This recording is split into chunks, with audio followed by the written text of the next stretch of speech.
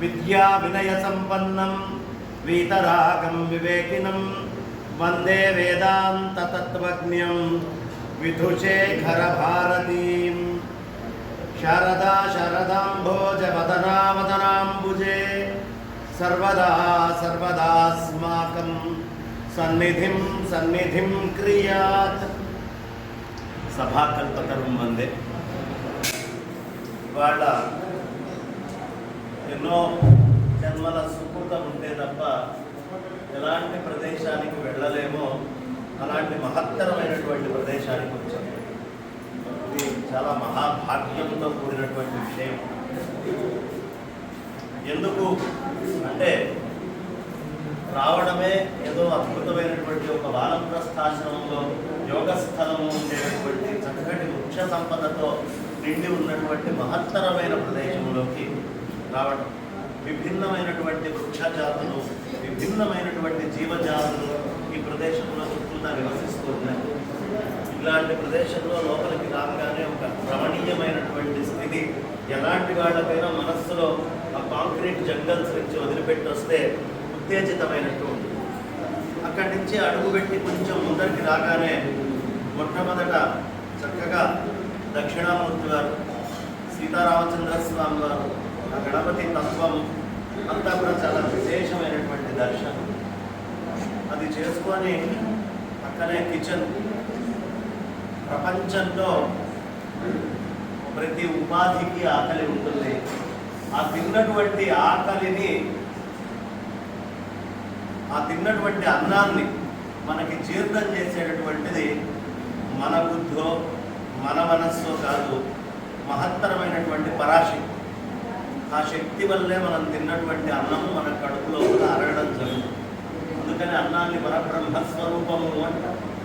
ఎందుకు పరబ్రహ్మస్వరూపము అంటే నేను తిన్న అన్నం నా మనస్సుతో నా బుద్ధితో అరగట్లేదు. నా శరీరంలో నా మనస్సు కంటే బుద్ధి కంటే గొప్పదైన ఒక తెలివి ఏదో ఉంది. ఆ తెలివి నేను తిన్నటువంటి అన్నాన్ని అరిగిస్తోంది. అందుకనే కోమాలో ఉన్నవాడికి బి కాంప్లెక్స్ ఎక్కించినారు. నేను అన్నం తిని మత్తు నిద్రలో ఉండి మనస్సు బుద్ధి ప్రత్యేకమైన నేను తిన్నది అరుగుతుంది. అంటే నా తెలివితేటలతో నేను తిన్నాను అరగట్లేదు. కాబట్టి మనిషి తెలివితో సంబంధం లేకుండా పరాశక్తి అనిపించేటటువంటి మహత్తరమైనటువంటి ఆ భోజనశాల చూడంగానే ఎంతమందికి అన్నాన్ని తీర్చింది కదా ఈ శాల. ఎక్కడ నిమ్స్, ఎక్కడ గాంధీ హాస్పిటల్స్, ఎన్నో ప్రదేశాలు వాళ్ళందరి యొక్క ఆకలి బాధల్ని తీర్చినటువంటి ఆ ప్రదేశం చూడంగానే ఒక తెలియనటువంటి అలౌకికమైనటువంటి సంతృప్తి. ఎంతమంది ఆ పరాశక్తుల్ని ఈ ప్రదేశం నుంచి వెళ్ళి తాకుతోంది అమ్మవారు అన్న భావన కలిగింది. అక్కడి నుంచి కొంచెం లోపలికి వెళ్తే మనిషి ఉంటారు. మనకి అన్నమయ, ప్రాణమయ, మనోమయ, విజ్ఞానమయ, ఆనందమయ కోశాలని 5. పుట్టంగానే ముందు పిల్లవాడు కావాలి అని, పిల్లవాడు వాడు బయటికి రాగానే వీటిలో చలనం ఉందా, ప్రాణం ఉందా అని చూస్తాం. ముందు అన్నమయ శరీరం రావాలి.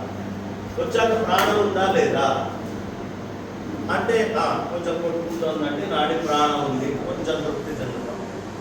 అది ఉండగానే సరిపోయిందా, ఈ లోపల ఉన్నదానికి మనస్సు సక్రమంగా ఉందా లేదా. 3వది చూసేదేమిటి మనోమయం, మనస్సు ఎలా ఉంది అని చూస్తాం. ఆ తర్వాత మనస్సు ఉంటే సరిపోలా, వీడికి ఉంది, వాడు ఉన్నాడు, మనిషి ఉన్నాడు, విజ్ఞానం ఎంత ఉంది, వీడికి తెలివితేటలు సంపాదించాడు, వీడు భౌతికమైనటువంటి విజ్ఞానాన్ని ఎంత తెచ్చి లోపల పెట్టుకున్నాడు అని 4వ అంగాన్ని చూస్తాం విజ్ఞానమయం. ఈ 4 చాలా గొప్ప విజ్ఞానం అండి. కానీ ఎప్పుడు ఏడుస్తూ ఉంటాడు, వీడు చదవని పుస్తకాలు లేవండి కానీ ఎప్పుడు ఏడుకొట్టు మొదలుపెట్టు ఉంటాడు. ఓ నన్నట్ట పుస్తకం తీసుకుంటాడు, ఎప్పుడు చూసినా ఏడుస్తూనే ఉంటాడు, ఆనందం లేదండి. ఆ విజ్ఞానం దాటి ఎవడు ఆనందాన్ని పొందుతాడో, ఎప్పుడు నిరంతర బ్రహ్మానంద స్థితిలో ఉంటాడో వాడు మహానుభావుడు అని చెప్పి నాకు అక్కడికి వెళ్ళంగానే ఈ పిల్లలు అన్నమయ, ప్రాణమయ, మనోమయ, విజ్ఞానమయాలు దాటి ఒక ఆనందమయమైనటువంటి స్థితిలో ఉన్నటువంటి తపస్సు చేసినటువంటి యోగుల్లాగా పిల్లలందరూ దర్శనం ఇవ్వడం, ఎక్కడ లేనటువంటి ఒక మానసికమైనటువంటి సంతృప్తి వాళ్ళని చూడంగానే ఓహో ఈ నిర్లిప్త నిర్గుణ స్థితిలోకి వెళ్ళాలని కదా ఉపనిషత్తులు చెప్తోంది. అలాంటి స్థితి మనం ఈ ఉపాధితోటి పొందడం ఎలా అని ఆలోచింపజేసేటటువంటి పిల్లలు. మనం అనుకుంటాం వాళ్ళకి తెలియలేదు, మనం తెలియగలవాడు. కానీ ఈ లౌకిక విషయాలన్నీ పక్కన పెట్టిన నిజమైనటువంటి తెలియగలవాళ్ళు వాళ్ళు ఇక్కడ కూర్చొని అనవసరంగా మనం ఎంతసేపు ఏమిటి అనిపించేవాళ్ళం. ఆ ఆనందము, బ్రహ్మానందము అనేటటువంటిది ఆ పొందుతున్నటువంటి పిల్లల్ని చూసి ఇక్కడ లేనటువంటి సంతృప్తి కలిగింది. ఆ తర్వాత పైకి వచ్చిన తర్వాత మనందరికీ ఉపాస్య దేవతలైనటువంటి ఆ అద్భుతమైన దక్షిణామూర్తి, అదేవిధంగా చక్కగా బ్రహ్మాండంగా పరమేశ్వరుడికి చేస్తున్నటువంటి ఆ అభిషేకం కానివ్వండి, ఆ దేవత అర్చన ఎంతో అద్భుతంగా, అక్కడే గాయత్రి అమ్మవారు, సరస్వతి అమ్మవారు వీళ్ళందరినీ కూడా తెచ్చిపెట్టుకోవడం. దాంతోపాటు ఇంటికి చూడంగానే మనకి పెద్దలు చెప్తారు, సాధునాం దర్శనం పుణ్యం, స్పర్శనం పాపనాశనం, సంభాషణం సర్వతీర్థ సమం అంటారు. కాబట్టి సాధువుల్ని దర్శించడం, ఎన్ని జన్మల సుకృతం ఉంటే మనం చక్కగా చాతుర్మాస్య సమయంలో ఇలాంటి కాషాయాంబరధారులైనటువంటి యతులని దర్శించగలం. అది మహాభాగ్యం. వాళ్ళని దర్శించుకున్నాం.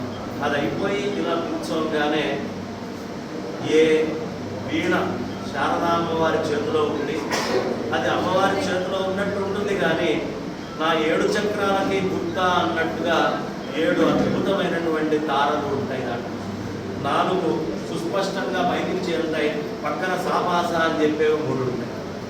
7 తారలు 7 చక్రాలకి సంకేతంగా ఉంటాయి. అది కూడా ఎలా ఉంటుందయ్యా, కింద ఉండేటటువంటి భాగం మనిషి యొక్క బుధస్థానం లాగా ఉంటుంది, వాడు కూర్చుండేటువంటి బేస్ లాగా. అక్కడి నుంచి వెన్నెముకలాగా ఇట్లా పైకి వెళ్ళి, ఈ వెన్నెముక పైనుంచి వచ్చి హయగ్రీవుడు వచ్చి ఈ ప్రదేశంలో ఉన్నాడా అన్నట్టు ఆ వీణ హయగ్రీవంతో ఆ జ్ఞానం ఎప్పుడు మనిషికి ఉండాలి అని చెప్పేటటువంటి ఆ వీణ వాయిద్యం, అద్భుతమైనటువంటి ఆ పనస కర్ర, అది ఎంత మహత్తరమైనటువంటి తపస్సు ఆ వృక్షం చేసుకుందో. కానీ అందులో నీ నాదం ఎప్పుడు పడిపోకుండా ఉండాలిరా అని అమ్మవారు చెబుతూ ఒక పక్క ఇటు ఒక పక్క ఇటు 2 బొర్రల్ని పెట్టి ఆ నాదం యొక్క స్థాయి ఎప్పుడు కిందకు ఉండకూడదు, అది ఎప్పుడు పైకే ఉండాలి అని నాదాన్ని ఎప్పుడు పైన పెట్టుకొని అలా వాయించేటటువంటి ఈ వీణని సరస్వతి అమ్మవారి చేతిలో ఉన్నప్పుడు కచ్చపి అని పిలుస్తాం. కచ్చపి అంటే ఆడతాబేలు. ఏమంటే కచ్చపి అని దీన్ని ఎందుకు అంటున్నారు, ఇది ఒక్కటి చెప్పి ముగిస్తామా. 2.5 నిమిషాలు ఉన్నప్పుడు కనీసం 7.5 నిమిషాలైనా తీసుకోకపోతే భక్తి ఎందుకు అవుతాడు స్వామివారు చెప్పినట్టు. కాబట్టి ఆ మాత్రమైనా తీసుకోవాలి. కాబట్టి కచ్చపి అంటారు. ఈ కచ్చపి అని అనడానికి ఆడతాబేలు అని అంటారు. ఈ ఆడతాబేలు ఏం చేస్తుంది అంటే, అది నదిలో నుంచో సముద్రంలో నుంచో బయటకు వస్తుంది, ఒక గుంట తీస్తుంది, గుడ్లు అందులో పెట్టేస్తుంది, దాన్ని ఎలా చక్కగా పూజ చేసి మళ్ళీ అది సముద్రంలోకి నదిలోకి వెళ్ళిపోతుంది. చాలా దూరం వెళ్తుంది, కానీ అది ఎక్కడికి వెళ్ళినా ఈ గుడ్ల మీదే దాని మనస్సు ఉంటుంది. ఒకవేళ పొరపాటున బయటికి వెళ్ళినటువంటి ఆ ఆడ తాబేలు నీళ్లలో ఎక్కడైనా మరణిస్తే ఎన్ని వందల వేల సంవత్సరాలైనా ఈ గుడ్డులో నుంచి ఇంకో పిల్ల పుట్టదు. కేవలం ఆ ఆడతాబేలు యొక్క మనస్సు ఈ గుడ్ల మీద ప్రసారం చేస్తేనే ఆ గుడ్డులో నుంచి ఇంకో తాబేలు వస్తుంది. కాబట్టి ఈ నాదాన్ని తీసుకొని నువ్వు ఎక్కడికి వెళ్ళినా వెళ్ళయ్యా సృష్టిలో అమ్మ యొక్క దృష్టి నీ మీద ఉండి పరిపూర్ణమైనటువంటి అనుగ్రహంతో శారదా స్వరూపంగా నువ్వు మారతావు. అది నువ్వు యోగ శాస్త్రంతో చేస్తే నువ్వే అవుతావు, నాదశాస్త్రంతో చేస్తే నీ లోపల ఉన్నటువంటి ఆ శారద ఒక్కసారి ఉత్తేజితమైన మూలాధారం నుంచి సహస్రారం దాకా పలకరిస్తుంది అని చెప్తారు. అంతటి మహత్తరమైనటువంటి వీణ నాదాన్ని విన్నాను. ఇంతమంది ఆత్మీయుల్ని ఇలా చూడడం, ఈ కలిపినటువంటి ఈ సంస్థ ఇది ఎప్పుడూ జనహితమే కోరుకుంటూ ఉంటుంది.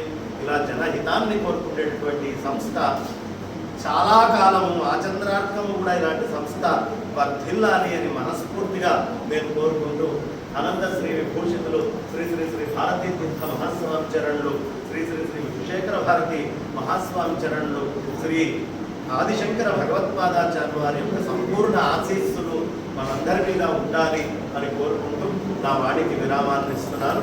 స్వస్తి.